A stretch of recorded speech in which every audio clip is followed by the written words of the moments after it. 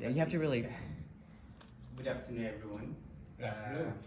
I am Abdulatif Ogundipe, and I will be making a presentation on Start Simple, Solve Big. All right. Try and picture yourself in a crowded train station at rush hour.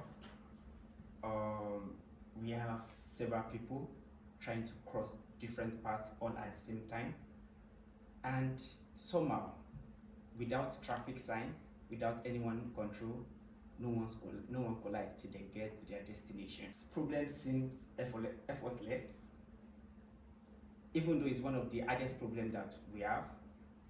We have everyone moving. Part of one person depends on another person and the other person. If you hand this same problem to robots, imagine having several teams of robots trying to search a collapsed building looking for survivors.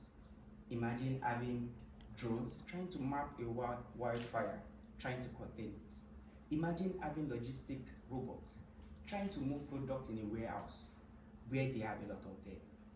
This problem comes in, the complexity comes in when we give a robot the problem to solve all this at once. The goal to look for a survivor, the task of avoiding the obstacle due to a collapsed building, and the environment that we have.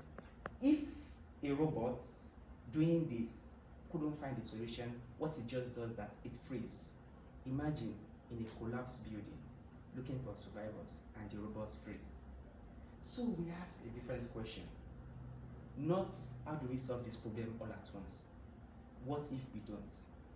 Let me take you back to the train station scenario, which asks you to imagine yourself. When you get to a train station, you try to take a glance to where you are going, to have a rough path on how to get there. After that, you try to take little steps. As you get closer to people, you take a step, one step at a time, and pause, one step till you get to your destination. So in a way, you didn't solve the problem in one single step. You solved it by first taking a rough plan, then maneuver your way through your goal. And this is the idea of one of the key parts of my thesis work. Two-stage model predictive control for multi-robot coordination. We ask the robot first to have a rough plan. Don't consider anything in your environment. Then use that rough plan in the second stage to find a safe way around where you are going. Interestingly, it works. In a practical demonstration, we have robots using the same algorithm, and they were able to maneuver in an environment without colliding with themselves and also avoiding the obstacle. And interestingly, they reach their goals faster. They keep safe distance always. We are able to prove it mathematically that the robot does not freeze. They always find a safe path. We achieve safer teams, smarter robots, and a better tomorrow. And lastly, there's something about this that does not have any relationship with robots, which will be a takeaway for everyone.